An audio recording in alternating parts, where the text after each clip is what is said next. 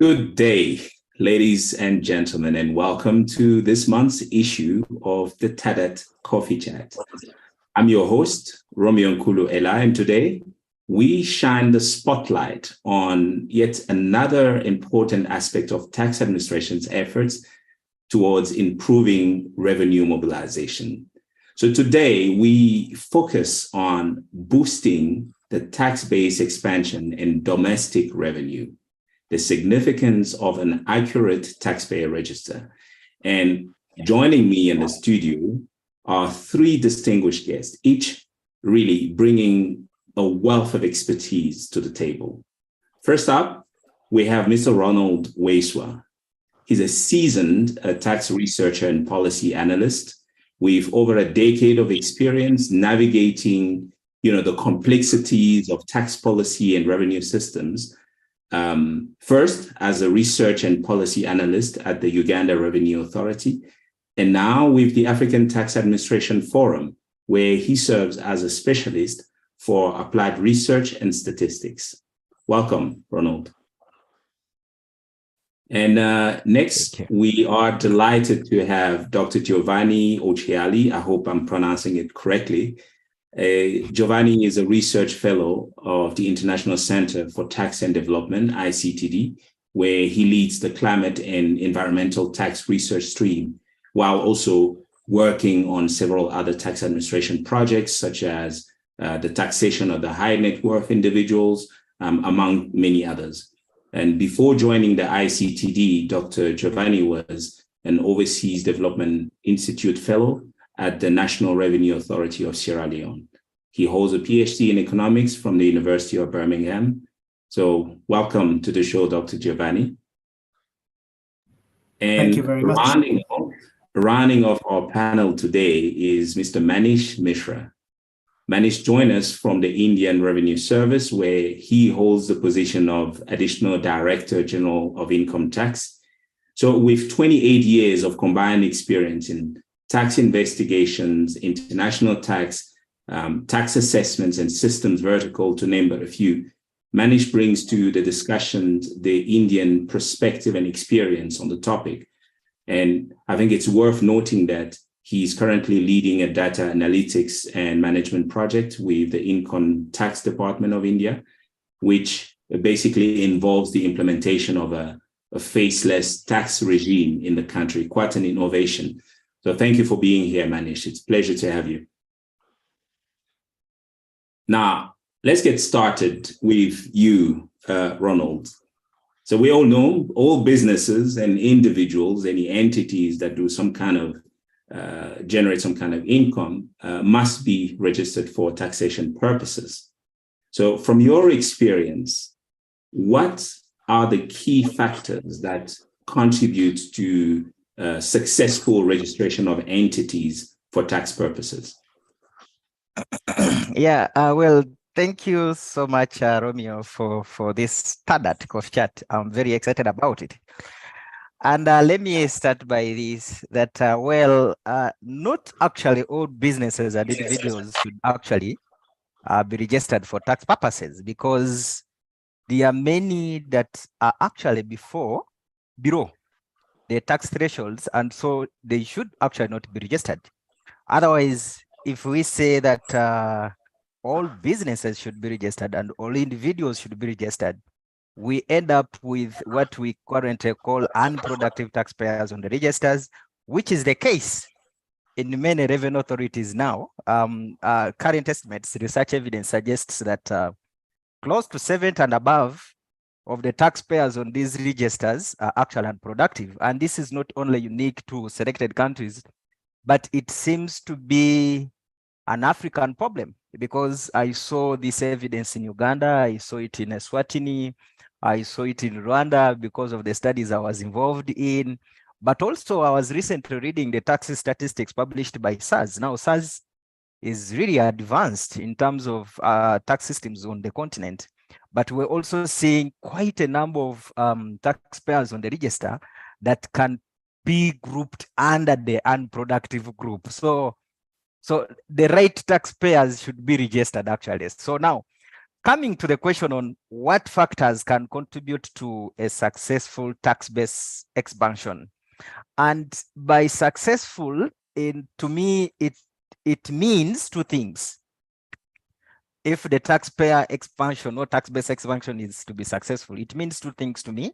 One is that the taxpayers we are bringing on board are productive. In other words, that when we register you, you'll pay some money in taxes. And then two, that the taxpayers we are bringing on board, we are correcting accurate information on them. And the reason I also go for this in terms of the quality of the information we are correcting at registration is because we have seen that the taxpayer registers are actually data. And when you read some of the data assessments of the IMF, there is almost a similar conclusion that management of revenue authorities are not confident in the quality of their taxpayer registers. So by taxpayer expansion being successful, we need to put two things in consideration. One, that the integrity of the register is strong enough to be trusted by revenue authorities and also analysts and researchers. And then two, that the taxpayers that we're actually bringing on board are productive in the sense that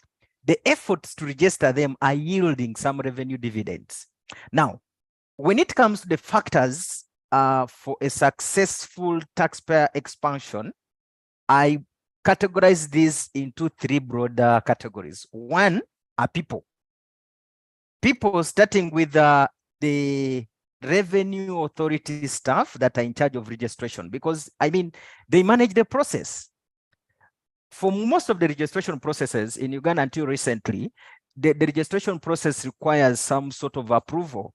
It can be initiated by a taxpayer or a taxpayer agent, but the revenue authority is in that line, in that value chain before the taxpayer identification number is approved. Now, if the revenue officials are not diligent, are not putting extra attention to the work they are doing, they are likely to bring in information on the register which is of poor quality. Now, the other issue are what we call in terms of people again, are the informal tax agents. The truth is, many of the newly registered taxpayers don't know how to maneuver these systems to apply for the taxpayer identification numbers themselves. Now, what they do, and we saw this in Uganda, is that they opt to use the so-called informal taxpayer agents. Now, these are causing even more problems of bringing unproductive and unclean records on the taxpayer register. Why? Because we saw in Uganda from the research we did, we had agents that are registering thousands of taxpayers, and because some of these institutions are using electronic systems, the TIN of the person they have registered goes to the email, is sent on an email, and remember there is this informal agent who is registering and is registering you on condition that you're going to pay him or her. And so what we saw is that these informal taxpayer agents were putting their identification details in terms of emails, in terms of phones, such that when the registration process is approved, they will go to the taxpayer and they say, I have successfully registered you, so pay me. And now in the end, we end up with bad quality taxpayer registers. So that is in terms of people, but also the taxpayers themselves. The taxpayer themselves, what we have observed from research is that they are not honest. So that taxpayer dishonesty forces them to supply wrong information to the revenue authority. I mean, for them, they look at tax as a cost. So if they can devise many ways to dodge the tax, including lying to the revenue authority, they will do it. And as a result, we end up with quite a number of records on our taxpayer register that we are happy to report that the taxpayer register has grown by this much, but some of them cannot actually be identified. So that is in terms of people.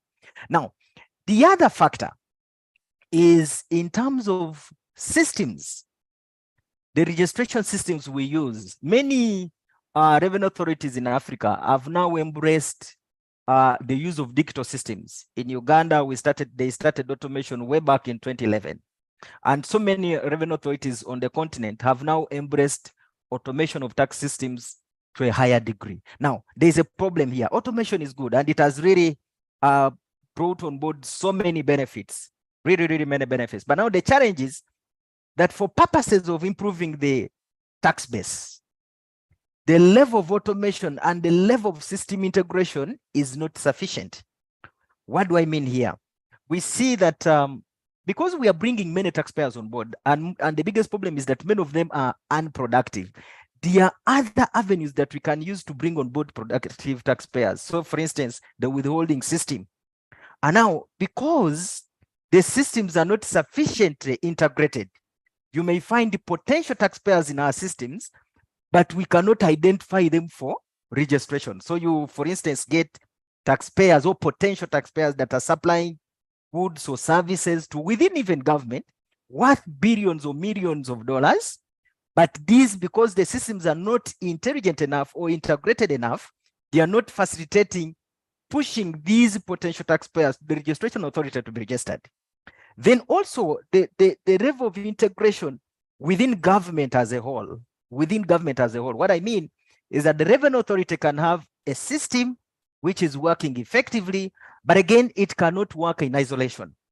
It needs to have access to information, maybe with the local authorities that are in charge of administering trading license, that maybe with systems such as the bank information.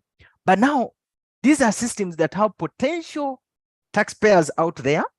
There are organizations that are holding information of taxpayers there, but because these institutions are either using different technologies or they are at different levels of automation with some operating manual processes, we are not making use of all these other potential data in that system. So those are the major factors, in my view, that affect the quality of taxpayer expansion. Thank you, Romeo. Thank you very much, Ronald. You've raised quite a number of points. First, you qualify the statements that not all business and all individuals have to register. There's a certain qualifying threshold that you have to meet. I think based on the points that you just raised now, including the fact that productivity is a key factor, the productivity of your tax register, because it's not just a matter of having your taxpayers in a register, they have to be productive. And you mentioned also the data integrity. I want to bring in the perspectives from Dr. Giovanni. From your experience, I'm sure that you've also worked with some of the European tax administrations. Do you feel that the same factors are at play in that market as well?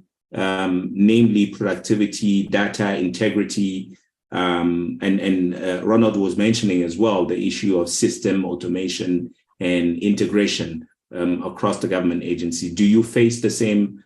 Do you feel that the same factors are at play there as well? Thank you very much, Romeo. And I do agree with a lot of what Ronald has said. I think that somehow, ironically, I am probably way more accustomed to working with the registration of taxpayers across many low-income countries than I am with the registration of taxpayers across Europe. As much of my work is also focused on many of the countries that Ronald has already mentioned. I think that the integration across systems and the identification of productive taxpayers is definitely a goal that many revenue authorities in high-income countries have been striving towards and achieved quite some time ago, and this is now an objective for many of the low-income countries that Ronald was mentioning before. One of the things that definitely made it easier for an income country to be where they are is the people factor that Ronald was mentioning, is having enough stuff to actually verify many of the registration processes and have enough individuals that can ensure that the process of data verification and data matching across the many institutions actually does take place. I think that some of the things that Ronald mentioned do require some further elaboration. On the side of not every taxpayer should be registered. Not everyone should be registered. I think that this is something on which a lot of research as shown, that exactly the focus on registering everything that moves leads to a bloating of the tax registry and having incredibly high proportion of taxpayers that never contributes. However, one of the things that must be considered and I know that I suspect this is something we will be touching sometimes today during the conversation, is the legal framework. If the legal framework establishes an obligation for all individual or all businesses to actually register, then the revenue authorities is somehow forced to pursue these wide registration strategies. So there might be things that ensure that taxpayer expansion contributes or leads to tax-based expansions in thinking exactly what regulatory and legal framework are establishing an obligation for taxpayer to actually conform to the revenue authority. And I think that on the people factor, something else that Ronald touched upon, but that I think we can add some further nuance to, is the fact that there are many individuals outside of the revenue authority that also do play a role in taxpayer registration.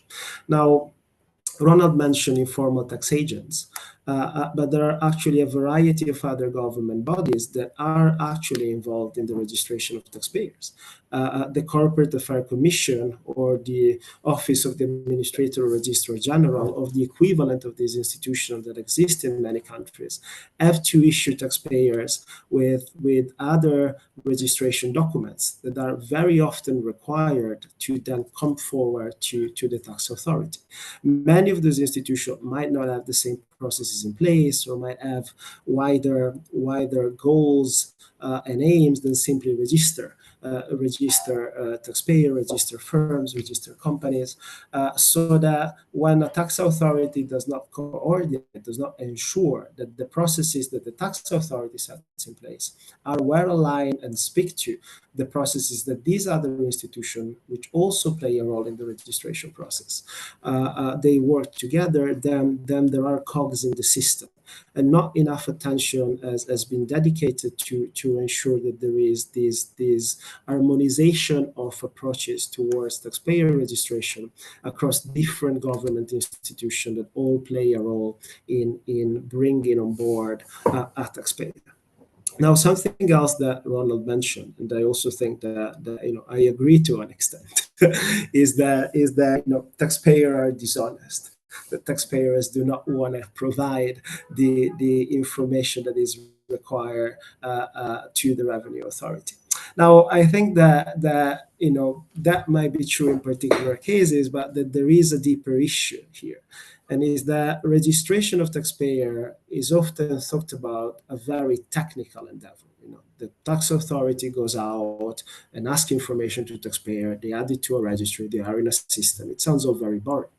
But if one thinks about it, registration is a very political process, and with capital P here. Registration is a citizen providing to the government the required information for the government to extract revenue from them.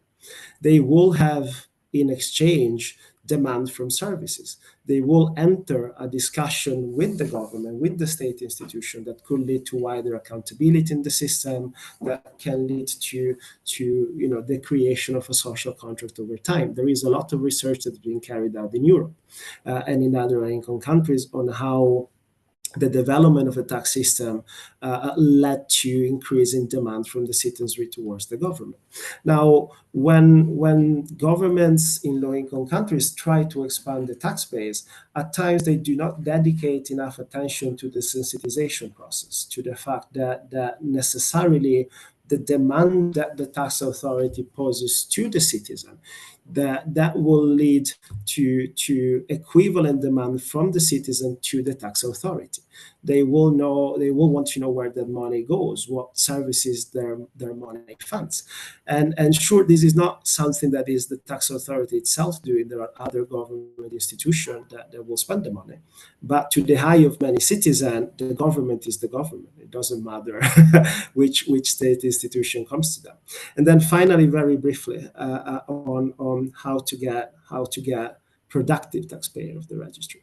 I think that a lot of the registration effort that has been taking place has been directed towards identifying small businesses in the so-called informal sector that are perceived to be a wealth of untapped revenue potential. And not enough attention has been dedicated to identifying, the many landlords, the many professionals, the many individuals in society who have way more wealth at their disposal and consequentially a much higher tax liability. These aren't as easy to see. These aren't shops with windows. These are often people that might be registered for some tax purposes but never declare a wealth of other economic interaction that they have that gives rise to tax liability. And how to register this individual, how to make sure that all landlords are actually on the registry. That could bring way more revenue in for the revenue authority than registering, all the small street traders that are working in the capital. In a recent registration that we started in Sierra Leone, only 16% of the landlord that were identified had a TIN number. They added in one go 84% of the new landlord identified in the capital Freetown were brought onto the registry. The strategy that was used to obtain that information was completely different from the strategy that is required to actually register small street traders. So probably more focus should be directed there too. I think that these will be the main things on my end. Thank you very much, Giovanni. It seems like you're both pointing to the people's factor as actually one of the key factors here in this process. And you've expanded a little bit more on inter-agency integration, not just from a processes and systems point of view, but really broader inter-agency collaboration, which I think it's quite interesting when it comes to registering taxpayers. Now, Manish, coming to you, I mentioned earlier when I was introducing you that you are involved in quite an innovative project where you are working on implementing, so to speak, a faceless tax regime in India. Is this potentially a response to some of the factors that we've heard now that contribute to successful registration of entities for tax purposes? And also, do you align also to the opinions of Ronald here and Giovanni on the factors that influence this process? I would like to differ somehow. I think that taxpayer registration is basically a foundation of any tax system. So when you make a system, that first thing is to ensure that all the potential taxpayers are first brought into the table. It all has to be registered first. So for that, taking action or whether they file their tax returns or not, that you will be able to make out. That is a later part of the thing. The first thing is, like in India, the tax identification number that India allotted is called as PAN, permanent account number. So it is compulsory for every person who wants to file their income tax return to take that permanent account number. And after that, he files a return. Since the whole process is electronic, so he cannot file the tax return unless he takes the permanent account number. So the tax process takes off by this tax register. So, and after that only the rest of the processes, whether it is to be scrutinized, whether it is to be further seen in the process, that whether the taxes are filed correctly or not filed correctly, all these things, they are to be examined later. So registration is the primary thing which should precede all the items, and complete registration, whether it is individuals or company or other businesses, they are first to be brought into that national taxpayer register whatsoever. Thank you. Thank you very much, Manish. And I think you're bringing up quite an important aspect, because your take is that registration is fundamental. So the primary focus should be on registering all eligible taxpayers. And then it's aspects such as whether they file or not, the accuracy of the register, the data, and etc., are things that can be addressed at a later stage. So let me come back to you, Ronald. First of all, do you agree with that perspective? And secondly, having said all of that, what do you see as how important really is it to have accurate and up-to-date tax register, especially for the expansion of your tax base? And also to come back to what Giovanni was saying earlier, to enhance, voluntary compliance, because you mentioned a couple of political aspects that are not always within the control of the tax administrations. That is, whether the government is keeping its hand of the bargain in terms of the social contract with the taxpayers. So whenever the government make laws, the government cannot make law discriminately. The laws are to be made for all the citizens. Government cannot say that this law is to be made for this particular class of citizen and this is not to be applied for this class of citizen. No government can say that. So it is although politically one class of one political party may prefer something else, that is a different, that is that political party's take. But when you talk of government, then that type of discrimination is not possible while deciding tax system, any tax system for that matter. Absolutely. So, I think the laws have to be applied indiscriminately across all the taxpayers. But I think what Giovanni was pointing to is that it's important that in order to encourage voluntary compliance, that the taxpayers to a certain extent sees that the government is keeping its end of the bargain. So what do you think, Ronald, that accurate and up-to-date tax register is important in that sense, in enhancing that compliance and also in broadening your tax base? Yeah. Well, I agree really with Mancha. Maybe you need to mute. I agree with Giovanni on that social contract between taxpayers and government. When you look at the Afrobarometer statistics, I was trying to compile Afrobarometer statistics, and in there are questions of whether you trust government and whether you trust the revenue authority. And I'm telling you, the level of trust in government and the level of trust in the revenue authorities is surprisingly very low. It's surprisingly very low.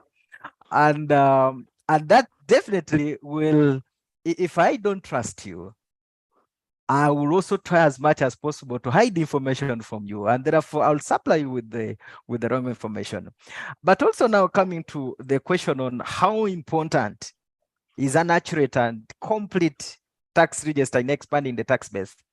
I want to say that the taxpayer register, in my view, is the first and most important database on which all other compliance actions are based.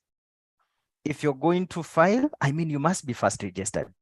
If the revenue authority is going to enforce, they must be having you on their register. So the register is the most important database on which all other compliance actions of the revenue authority are going to be based. Now, this register, it tells us who these taxpayers are, where they are located, what income sources they have.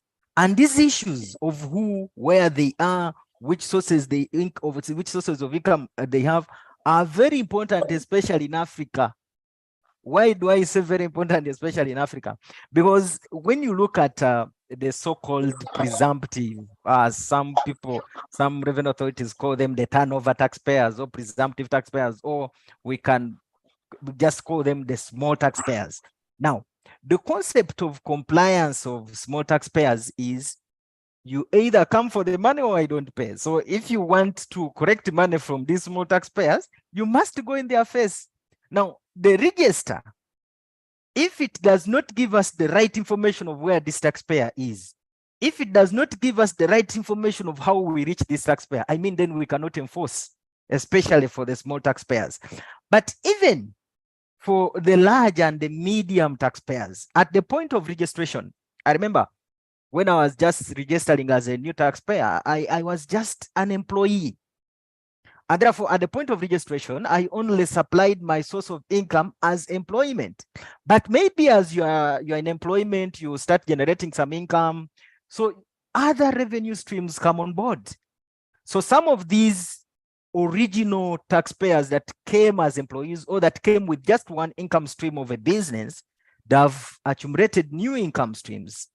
And therefore, if the information on this profile of this particular taxpayer is not updated, then the revenue authority is not able to identify which other income streams does Romeo have, has Romeo created from the time he came to the revenue authority as a taxpayer. Because I pick this from some of the conversations as I had with my colleagues in URA before I left. And this particular group was managing the rich individuals. Now, when they established the unit, they actually had these individuals that were already registered on the register. But one of their major key achievements was that they were able to identify significant income streams that were not known to the revenue authority. So in this process of expanding the register, I think the revenue authorities need to pause again and ask the question, are people actually registered for the right tax types? Because many employees come on board and they register and only declare their source of income as employment. 1 or 2, 3, 4 years ahead, along the way, they start up businesses. They set up property where they generate maybe rental income, which is actually taxable.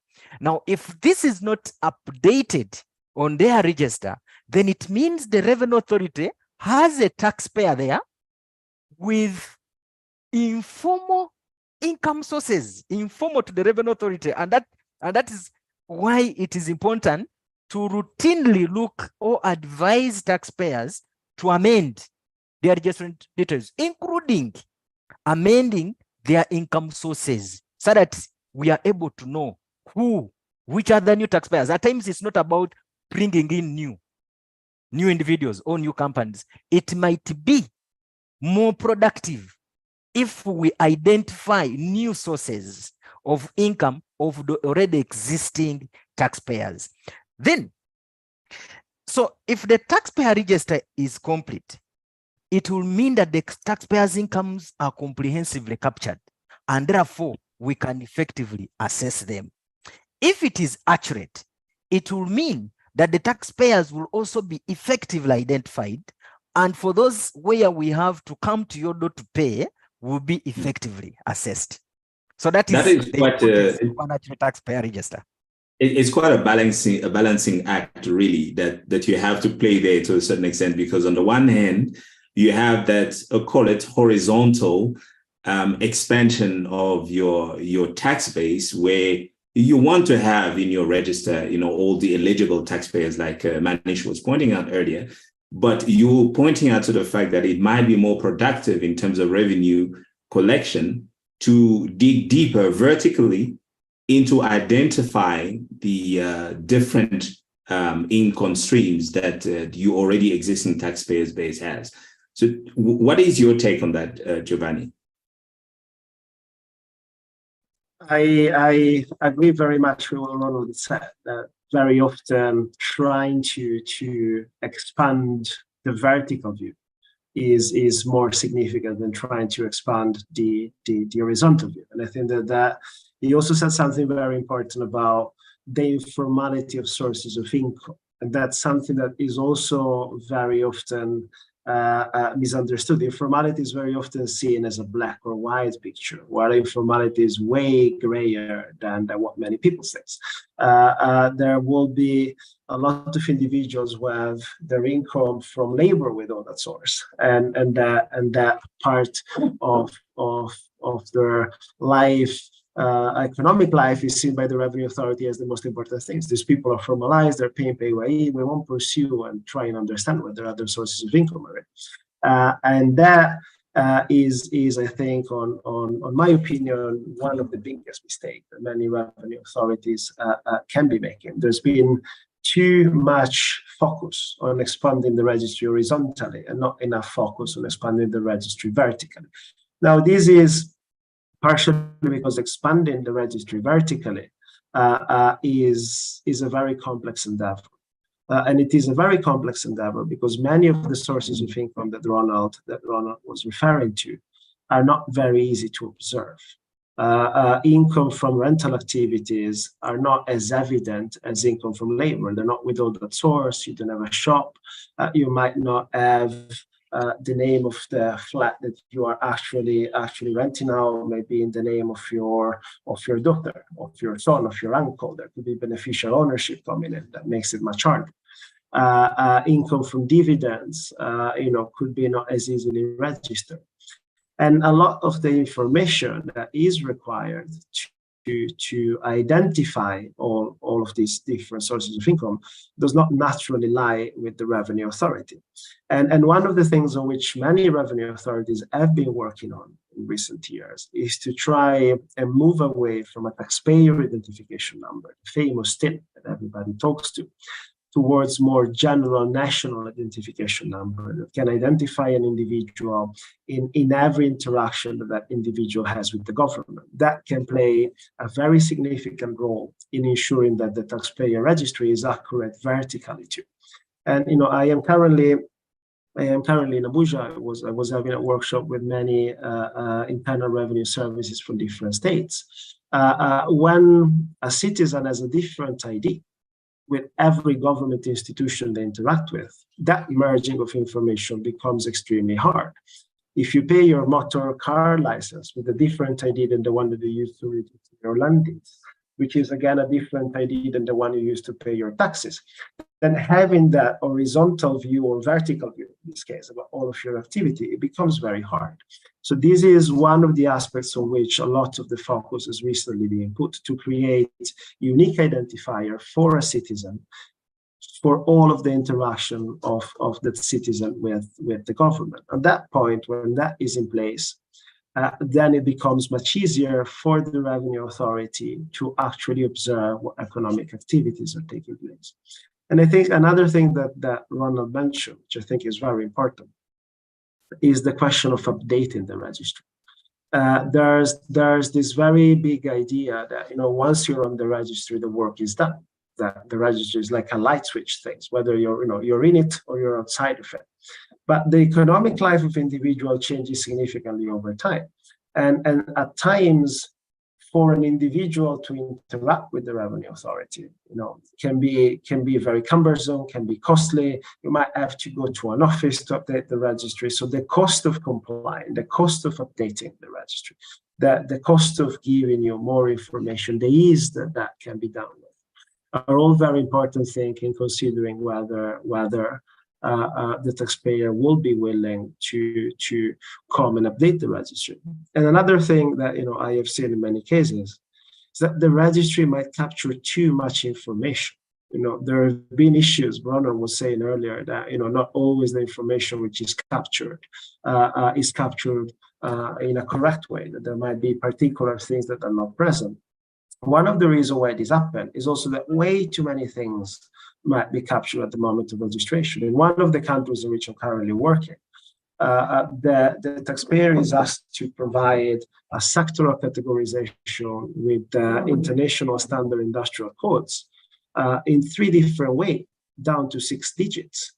This is too much information. There's not that much information which is required by the Revenue Authority at that moment. And I think that's, slimming the amount of information which is required of the registration down to what really matters can also facilitate quality control on that information, making sure that the telephone number is correct, the email is correct. We're all used by now to get one-time password through SMS or through emails every time that we register for some new website online or some new service online. Similar checks would also be implemented when we register for taxes. And that will make sure that the revenue authority actually has the contact data that it requires to nudge taxpayer for payment of particular taxes or for the update of the tax registry itself. Thank you. Thank you very much, Giovanni. Let me bring in Manish here. Manish, how do you, in India, in your revenue administration, how do you handle this whole issue of, trying to address the accuracy and up-to-date registers? And have you seen that having an impact on your tax base expansion and on compliance overall? Is that your experience? Sorry, Manish, you are on mute. I'm audible. In India, what we have done, we have made this PAN compulsory in nearly all major type of financial transactions across the board, all major banking transactions, property transactions, you name it, all type of transactions. It is mandatory to the person has to mention its TIN while doing that transactions, and then all these transactions are reported. The person is legally mandated to report to these transactions through a particular form to the taxation authorities. Now, all these things come into our database. We have an analytic system through which all this information is collected, and that we profile, and so that by up to a PAN, we collect all that information, and we have all the information relating to that single PAN number connected information with us. So that maintains, we have all that information, contact information relating to that particular PAN with us, and which takes care of the accuracy part of it, that this where that person studies and whatever all sources of income that person has. All sources of income are then collected, and they are then pre-filled in its return of income. So that we do as a part of taxpayer service, so that his return of income, what he is supposed to collect himself and fill in the return of income, is that the government do as a part of taxpayer service and fill it in the return of income and give it to the person to fill. So this type, we ensure that the return which the person supposed to file is accurately filled and submitted to the government. So that, but we have started this measure, I think, this 2 years back, and it is getting quite successful. And this whole exercise has helped us in widening as well as deepening the taxpayer base quite a lot. This exercise is still, we are progressing it, and we are very sure that in future also it will help. Thank you, Manish. And I think it's interesting what you're saying about the compulsory or mandatory use of the TIN. Across all transactions that taxpayers conduct, irrespective of where they are conducting such transactions, because it also speaks to the importance of having the proper legal framework in place. And also it points back to that interagency cooperation issue that we were talking about. Now, I want to tackle another aspect, which is also quite important, which is the accuracy of still the tax register and how it impacts the effectiveness of the other functions within the tax administrations. Whether you're talking about filing, the filing, the payment, the assessment, the enforcement, the collection, and the reporting to the government. So how does the accuracy of the tax register impact those other functions? Maybe you can go first, Giovanni. Well, I think that it is the basis for many of these other functions, and I agree with something Ronald said earlier about the fact that the tax registry is the fundamental database of the tax authority, and if that is not correct, then a lot of other things cannot be done correctly. Now, if the taxpayer registry is accurately compiled, then a taxpayer will automatically know what forms he needs to file. Okay? If filing happens online and you log into the portal of the Revenue Authority through your TIN, you won't have to select which forms you have to compile, which returns you have to submit. That will be automatically shown to you. At times it may be pre-populated, depending on how advanced the data gathering can be. I know that many revenue authorities in the continent are currently looking to move towards pre-populated returns. Payment can also be done more easily. You have the capacity of linking your payment to the return ID, to your taxpayer ID. I've been working in the past in countries in which this wasn't the case, and the matching between payment and returns and assessment had to be done manually, and that then had to be controlled against the registry. That can take a lot of time, and something else that can make much easier is the nudging into communication of taxpayers. Now, there's many studies that have shown that communication from the Revenue Authority to taxpayers can play an important role in reminding a taxpayer of their obligation.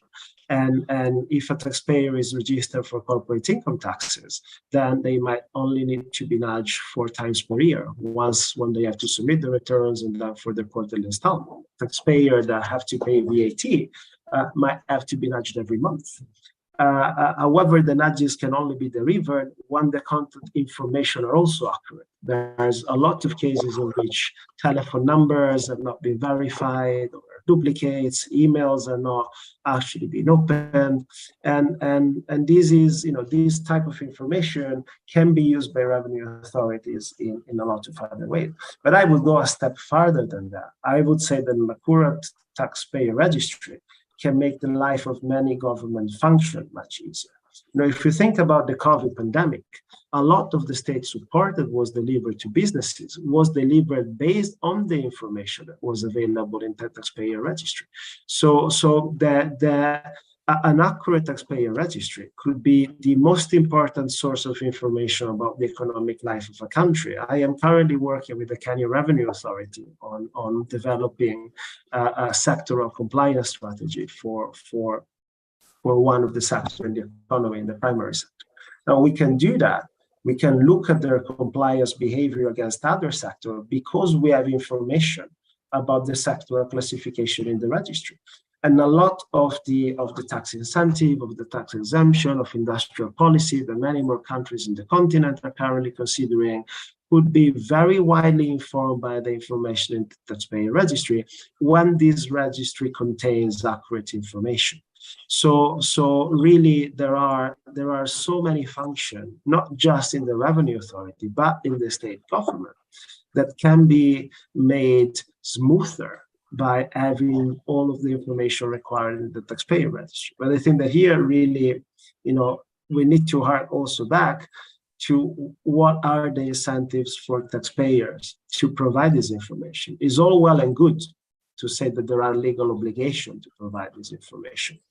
But if there are also visible and tangible impacts on providing this information to the government, if a taxpayer sees what this information is put towards, then they will be more willing to come through. I think that a view of registration as, this is a legal obligation, and therefore you have to do it, doesn't necessarily lead to having as an accurate tax registry as one can be, versus a more conciliatory approaches that really stresses the fact that in modern tax system, compliance is quasi-voluntary.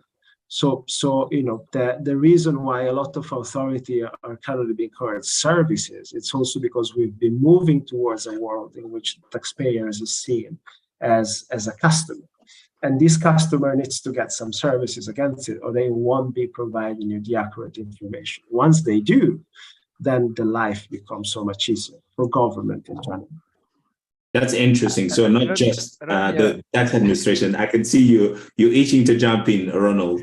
So when you comment, I'm going to give you a chance now. When you comment, please touch also on what Giovanni just mentioned about the fact that it's not just the tax administration's functions that are made easier, but it could make even the entire government's life much easier. So you can go ahead and give us your inputs on that. Actually, I wanted to add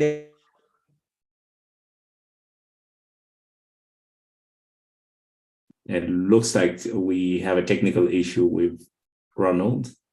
While we wait for him to come back, maybe I'll direct that same question to you, Manish. So we're talking about the importance of an accurate tax register and how it impacts the other functions of the tax administrations. And Giovanni pointed out that it's not just an positive impact on other functions of the tax administration, but also the other functions within government. What's your take on that? No, he pointed out regarding it is moving towards services. That is what I was also pointed out towards, that this pre-filling, we are treating it as taxpayer service portion only. That instead of he trying to collect his own data and doing the hard work of filling the return of income, we do it on behalf of it, collect all the data, compute the income on his behalf, and fill it on in the return of income. Now in India, we have devised one more system that we collect the data about the taxpayer for about 45 different agencies.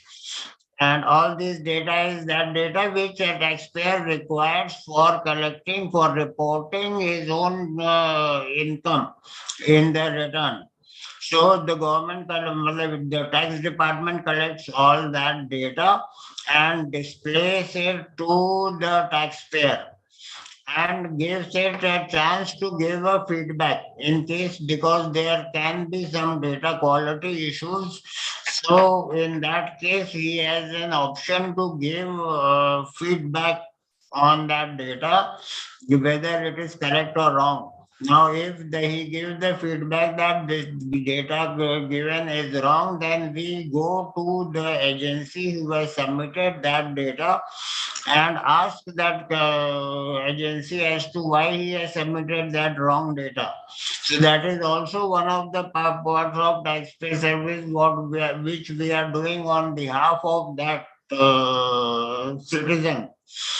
So after encompassing all those things, now all these things we are doing, facilitating the person to come forward and be more transparent with the government, so that he don't see the revenue authority as their adversary and be more and more open in its tax depositing behavior, so to say. So all these things are gradually changing the role of the government from as a sort of the initial thing of the government, that government was sort of an oppressor sort of thing, that only point out mistakes and catch the defaulters only, towards a facilitator type of thing, that he helps the taxpayer in helping in completing its obligation towards the nation, and that type of philosophy. So this is just the starting. These things you can extend these things to all the other areas of taxation department. Thank you. Thank you, Manish. Transparency is definitely key, and we'll get to that when we can come back to that when you talk about the adequate legal framework, because it's transparency on both sides, not just on one side. But Ronald, before you had a technical issue, you were itching to jump in. Please go ahead. Yeah. Thank you, Romeo. My network caused the problems, but I wanted to just add a point or two on why an accurate and complete taxpayer register is very important. And I was saying that in addition to the fact that it's the most important one, because all other compliance actions are based on this, there is also something we saw in our research that if this register is not complete to indicate clearly what even taxes you're supposed to pay, there is a serious revenue leakage. Because, for instance, in Uganda, we saw when you read the presumptive income tax in Uganda, there are some exclusions. It tells you that professions, you're not supposed to file a presumptive return, for instance. Professions are not supposed to file a presumptive return, with the assumption that because you're professional, maybe you understand the tax law, and therefore you should be doing the right thing. Now, what we saw is that we saw professionals, including accountants, who are the mothers and fathers of tax, because they studied this in all the entire course, and they are certified including in taxation. But then we saw the professionals filing the wrong tax heads. But also we saw scenarios where you can also pay for the wrong tax head. Why? Because what you pay for is not clearly linked to what you're registered for. So that is another thing that we need to think about, that if the registration details are not accurate, there is a potential revenue leakage. People will use that loophole to pay the little tax because the system allows them to do so. Yeah, that's what I wanted to add. Ronald, while you are on that, yes. I want you to also reflect on the kind of specific legal and regulatory frameworks that can help establish or provide support to the tax administration, precisely to make sure that you have that accuracy, that level of accuracy that you're referring to in the taxpayer data that you have on your register. Okay, Romeo, in terms of the legal and regulatory frameworks, this is what I've seen. Usually, it's not about the law, but rather the enforcement of the law provisions. I'll cite maybe 2 examples here. So when you, for instance, the other important thing we have been discussing here is that if we need accurate information on the taxpayer register, there should be access to external data sets, including bank information, including those in the registers of businesses, maybe those that are managing properties. Now, the laws are always strong. I refer to the country where I come from because at least I was used that law. The income tax, for instance, will give the revenue authority that unqualified access to all taxpayer information, including that in the bank. So the law is okay. The problem is, will you actually have that unqualified access to bank information?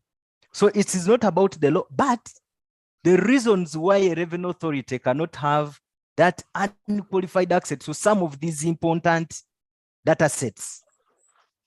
Then the other thing I can say is that the regulations and the business rules on how a taxpayer should be registered are clear. And the role of each revenue agency is also clear.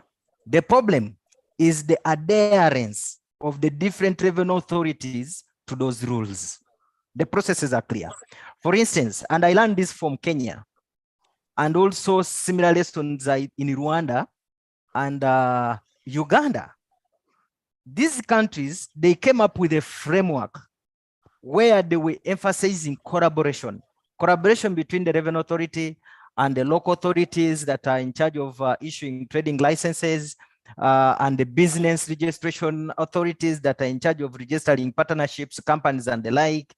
But while the framework, for instance, required that for the local authority, if you are to issue a license, make sure that this taxpayer is compliant or at least has a taxpayer identification number.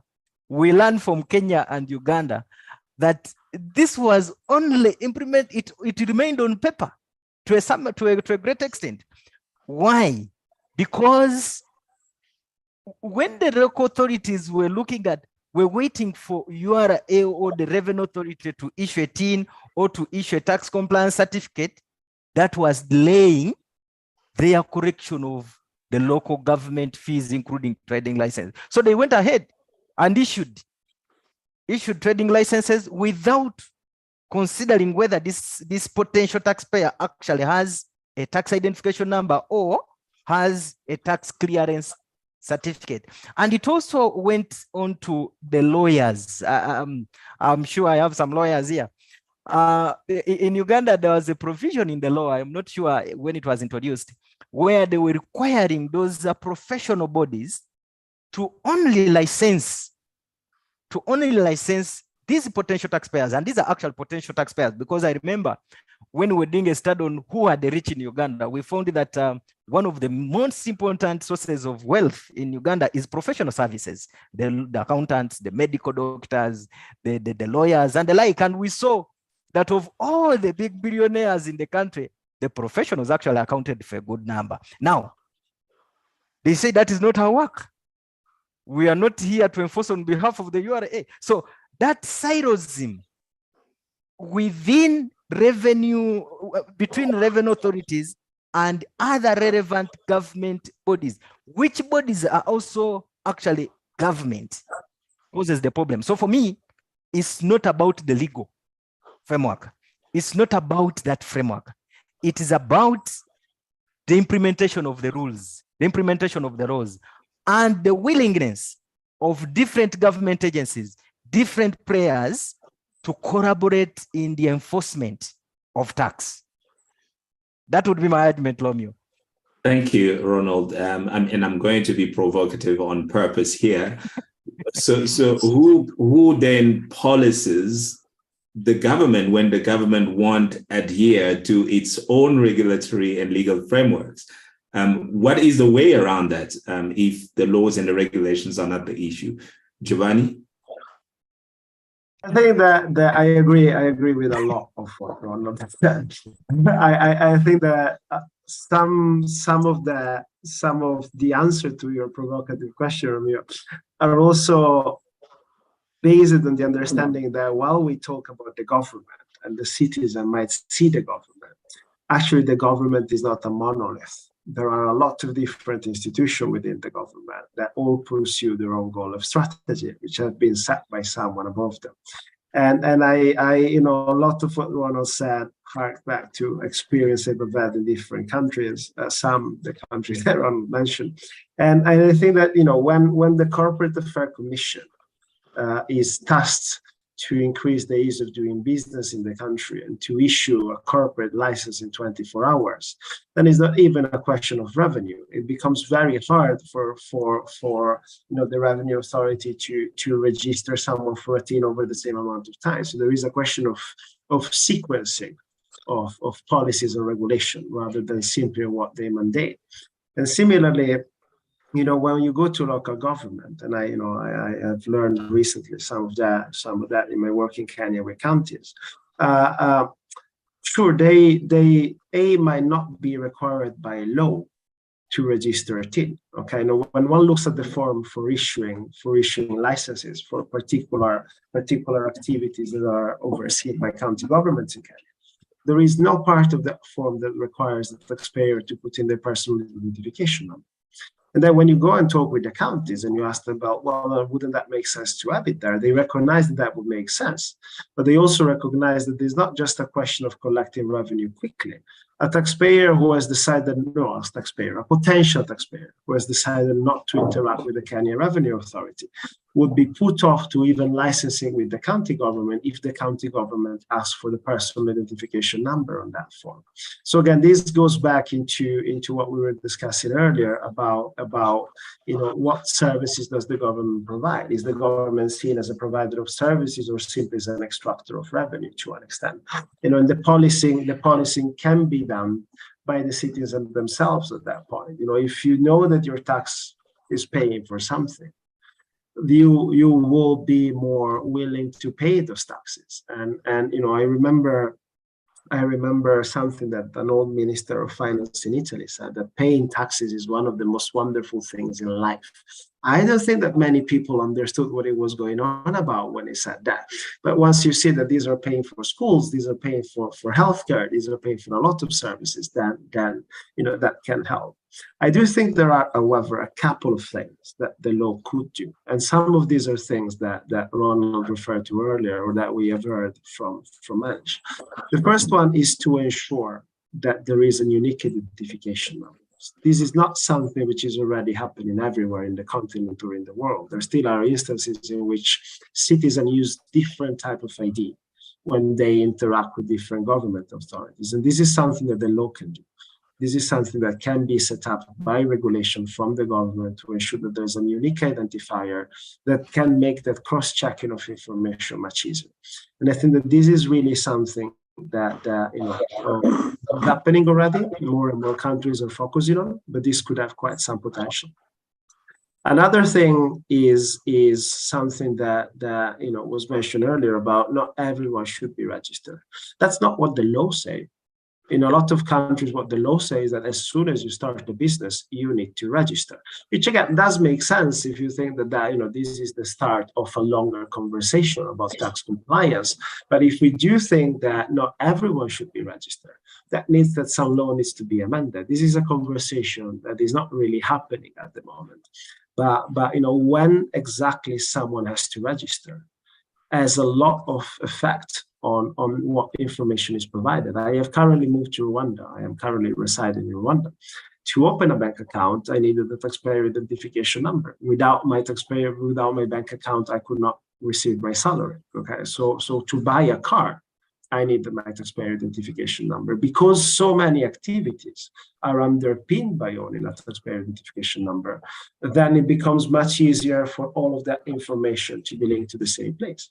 But if someone is required to get a taxpayer identification number as soon as they reach the age of majority, then that taxpayer identification number is created there and maybe very little is done with it. And the final thing, very briefly again, on the data side of things. In a lot of cases, revenue authorities are at the forefront of the digital transformation in governments. They tend to be amongst the first institutions that enjoys having good IT systems set up. A lot of the other institutions that possess this data are not as far ahead in the digital transformation process. So the revenue authority also has a role to play in being part of the conversation about the digital transformation process of the institution on which data relies upon more strongly. And I think that again, these driving processing within the wider government is something that revenue authorities could be playing a bigger role in. Thank you, Giovanni, and I'm glad that you sort of stepped a little bit into the next point that I want to cover, which is some of the emerging trends and innovative approaches that revenue administrations are currently implementing in order to ensure that there's a positive impact on their tax base expansion. I don't know if you can share with us maybe some experiences on that, Manish, on how India particularly is implementing some innovations in order to have, that expansion in the tax register and also that accuracy in the data contained in it. India, so as I told you, this AIS system we introduced that we collected all that information from the 45 different agencies. And then after collecting all that information, we collated it. And after collation, then we basically what we did was disseminated and did you can say what was the question? I just forgot. Sorry. Please repeat the question. Yes, of course. I was asking, what are some of the innovations that you've implemented in terms of expanding your tax register and also improving the accuracy of the data contained in it? Yeah. So this in AIS system, what we did, we collected all that data and then we displayed it to the taxpayers, and then we matched that data from their income tax returns also. And from the matching side, after matching both the sides, then we taken out the mismatches, and the mismatched portion, we've done that risk analysis. We have developed certain algorithms, and from those algorithms, we've taken out the risk-based cases from where we found out that these persons have not disclosed those transactions in their return of income. So this is basically to do, and to them we do a lot of campaigning to basically to demonstrate to them that if they don't capture, if they don't display their data correctly, then it is not correct and government is watching them. So for doing that campaign analysis, that and on a very selective piece of information, then we have started proceedings against the law to them also. So that process we have now have started, and I think the first cycle, 2 cycles are completed, and then we are analyzing the results as to seeing as to what extent we can further better it. So this is a absolutely new process, and I think this will go on to better it to a large extent in future. Thank you, Manish. Can I just come back to a point that you mentioned? You said that you're collecting data from 45 different agencies, if I got it correctly. Yeah. That supposes a significantly high level of interagency collaboration, which yes. Reminds me of what Ronald was saying, that sometimes some of the challenges that they are facing is certain agencies not willing to cooperate to the required level in order to aid that we have enabled in our law, that they are supposed to file a significant financial transactions statement to the income tax department. So whatever transactions the public has done with those departments, that they are supposed to report in a prescribed format. So that problem we have to some extent overcome, and we receive those statements. So Ronald, that speaks a little bit to the importance of having the right legal framework in place to a certain extent. Yes, that framework is in place, and we are receiving that information also. So to that extent, to a large extent, that interagency problem we have taken care of by putting in place the this framework of we call it as specified financial transactions. With some agencies it remains, but we are still working on in improving it. but to a large extent, we have taken care of. Thank you very much for that, Manish. I want to take one or two questions from the floor. I see that our viewers who are watching online also have some questions based on the discussions that we've been having. So let me take the first one, which is addressed to Ronald. And it asks what government or revenue authorities can do to gain trust from taxpayers. Really, it's addressed to Ronald, but anyone feel free to provide an answer to that. Yeah. Well, I think this is interesting, but this is what I can say. What I've seen in Uganda and in most of the revenue authorities, when you look at the FATO publication, revenue authorities are doing some work that another arm of government is supposed to do. And what do I mean here? They are trying to justify revenue corrections. For instance, they are arranging taxpayer appreciation days. They are trying to tell people how the revenue is being used. But I mean, that is not the work of the revenue authority. There is another arm of government, maybe a Minister of Finance, or maybe all these other ministries or government agencies that are actually implementing. That is where the wastage is. The problem is that the bashing comes to the revenue authority, which is collecting the money from this individual. But the revenue authority is not the one actually spending this money, but the bashing will come to the revenue authority because I mean, it is the one coming to me to pick my money. So I have to ask them how they are using my money. But I think the major issue now is we need to task the different revenue arms of government that are actually spending the money to come to the public and tell them how the money has been utilized. That is important. Now, there is something that is very common, and I learned this from my childhood days. There's a time in Uganda where, and it is up to, it is the same case even up to now, where the government would say, designated day that this is the day to read the budget. And my old father would put on his radio to listen to how government is going to spend the money. Everyone would leave their garden to come and listen to how the government is going to spend the money.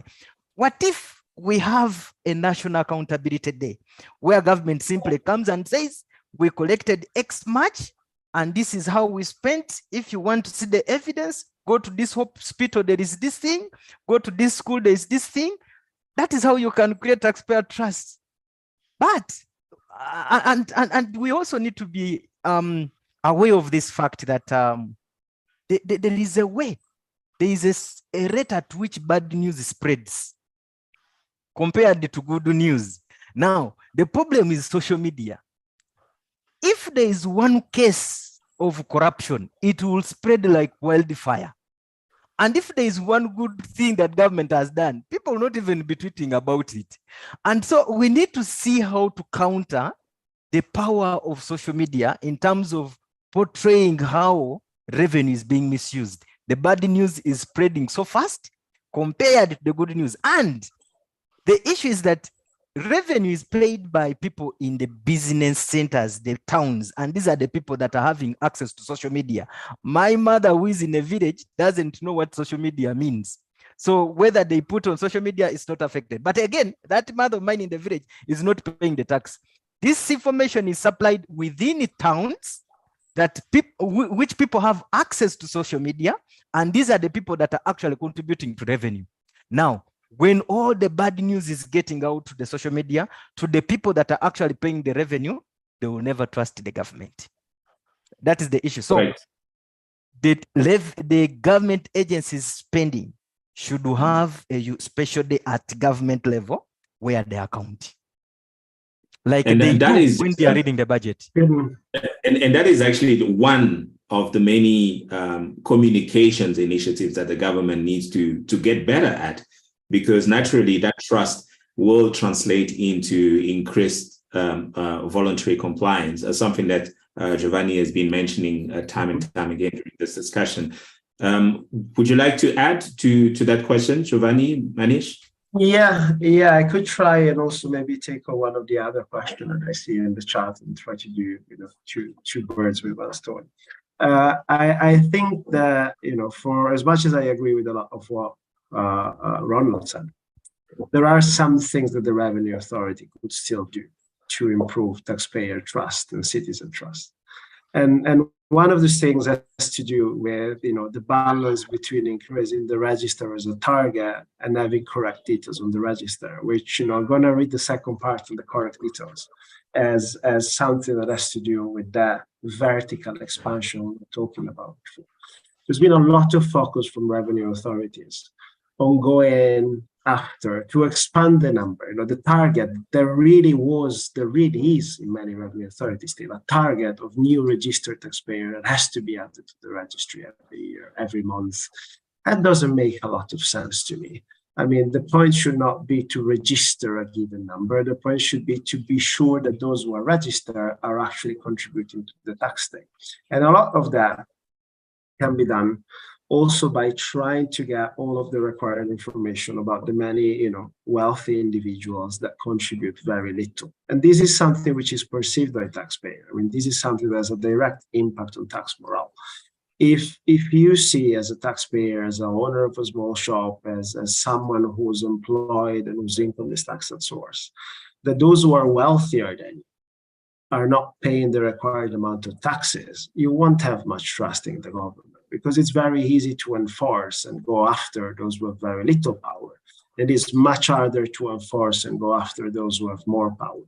This is something that revenue authorities could really do, which is try and focus their effort on those who have more to contribute to the tax net, and that very often, because of their political connection, because they have very good lawyers or very good accountant, revenue authorities have not historically been putting much effort to enforce on. This has been changing. I recognize that, and I want to put that, that in front. There's been a lot more effort to do so in recent years, but there still is a lot more that can be done on that point of view. I also think that, when it comes to, promoting amendment of registration details and allowing that to be done electronically, which is something just came in. So much of what's going on over the last few years has been to try and move as much as possible revenue administration outside of personal interaction and done online. This is something that I'm sure Manish will be wanting to add more on to. And I think that should be perfectly fine, also because there are so many ways to verify, especially when your systems are integrated, whether the amendment that someone is doing electronically are actually the truth or not. You're changing your phone number, send me the one-time password code. You're changing the sector you work on. That should be somehow else reflected by the fact that you've registered a new company, by some data somewhere else. So that is possible when systems talk to each other. So I think that a lot of the questions about how to make things happen also depends on what other arms of government are doing, and that again calls back on a more wide understanding of what the tax function is and on a whole government approach of revenue mobilization.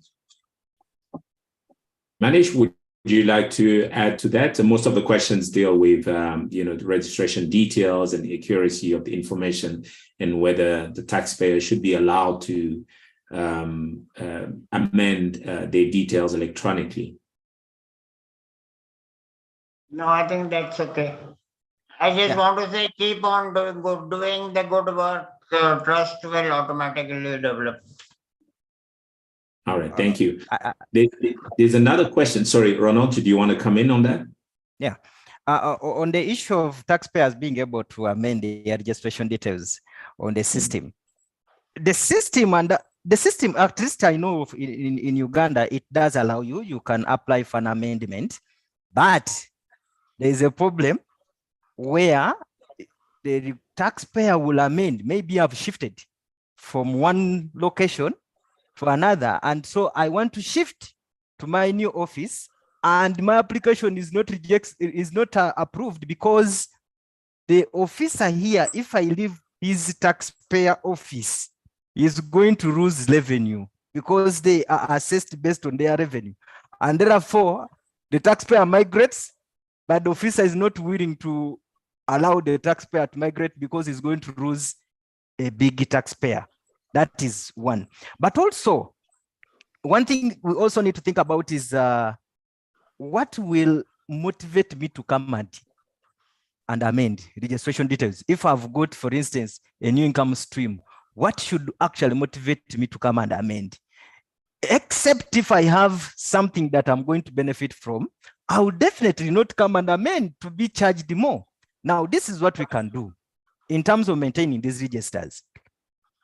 We can, there are processes that the taxpayer needs the revenue authority. For instance, if you're going to buy a car and you want that car to be in Romeo's name, you definitely need the revenue authority to register that car.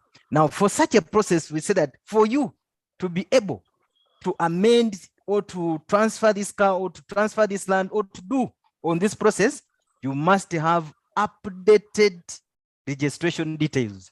Then for those other processes, like filing a return where it is the revenue authority that is in need of the taxpayer, because I mean, it is not the revenue authority that needs the return. The taxpayer is like doing revenue authority a favor to file a revenue title. Such processes, we can go in phases, and maybe we say we are focusing on this group of taxpayers. Every time you come to file a return, we require you to confirm if your registration details are correct. Some will respond, others, because of time, will simply say, if you put a question, do you want to update your registration detail? They will definitely click no. And then they move on to update their registration details. But some will definitely do it. And I learned this from the banking system. I remember a time when I went to the bank and they refused me to access my own money. Why? Because I had not updated my records with a national identification number. Until when I had to bring a national identification number, that is when they allowed me to do so. So for processes where taxpayers need a revenue authority, we need to put stringent measures that you will not get that service. You will not get that tax clearance certificate. You will not be able to transfer that car, to transfer that land, etc., until when your registration details are up to date. So yeah, they can do it. Thank you, Ronald. There's one last question on the chat. I'm going to challenge you to cover it and also give us your final comments in 30 seconds. Yes. Which one? The question reads, yes. to Ronald, to what extent are the tax authorities responsible for flouting the law that they enforce? Especially at the point of collection, do they always trade off collection versus the law or procedures? This one I can say properly. What I can say to you, this happens, and it happens always. But there are reasons as to why they are happening. It depends on the targets you're giving these officers. If you give an officer, and we've seen it, especially with the small taxpayers. In fact, one of the most disgruntled group of taxpayers are the small taxpayers. Now, if you give revenue targets and you are assessing this stuff depending on how much they have brought in the basket, if they fail to hit the target, you threaten them a lot, then they are going to do the unthinkable. They are going to go to these taxpayers and they tell them, pay anything. Even if you don't qualify, pay me, I need to meet my revenue targets. And this has been documented in research. We have seen it. There's a paper we wrote about this. So they do it and it happens. And the major influence are the targets given to the officers. Thank you, Ronald. Last 10 seconds for your concluding words. So in conclusion, what I can say in terms of creating complete and accurate taxpayer register, one, let's understand the main cause of this. Let's go and redefine what the informal sector is, because every country has been pushing for mass registration campaigns, door-to-door, register everything on the street. But that is simply because of the wrong definition of what the informal sector is. I think revenue authorities should pause a bit and then focus on vertical registration, looking at what we have on the taxpayer register, how many other income streams are actually hidden. And I will allow me to label this the informal sector within the formal. So let's try to address the informal sector within the formal. These large taxpayers that are doing transactions in millions of dollars that are actually not known to revenue authorities. So let's redefine informal sector. Let's push for effective collaboration between revenue authorities and government agencies. The task of taxpayer expansion and the task of revenue mobilization should not be a task for revenue authority alone. It should be a task for government as a whole. That is the only solution. And we should all fight towards that. Not saying the target is for the revenue authority, and then for you, you're not doing something to support the revenue authority. That will not work. That's what I can say, Romeo. Thank you so much. Thank you, Ronald. So pause a bit, focus on vertical versus horizontal expansion. Interagency collaboration is very important, and domestic resource mobilization is not just the business of tax authorities. Yes. Manish, your last or your concluding words. Thank you very much. It has been a very nice discussion. And this debate of tax register between whether we should have a complete all 100% of the taxpayers should come to a tax register, or only absolute core payers should come to a tax register is a never-ending one. But I think better the most productive ones should come first. But the ideal situation to reach is to be that everyone should be on the list first, and then we should proceed there and build a more robust, sound taxation system without discrimination to anybody. Thank you so much. Thank you so much, Manish. Giovanni, you get to close it off for us. Well, first, thank you for the very interesting discussion. I won't repeat what Ronald said. I agree that should be the main focus, the vertical registration. But then I will say something on the horizontal registration, because that's not going to stop. So if you are trying to register more taxpayers, do keep in mind that this is a conversation between the state and the citizen. That is how your prospective taxpayer will see you. And don't see that moment as a moment that will lead to revenue extraction tomorrow. See that the moment as the start of a conversation, a wider conversation between citizens and government of what being a citizen means. Tax authority can play a very significant role in that.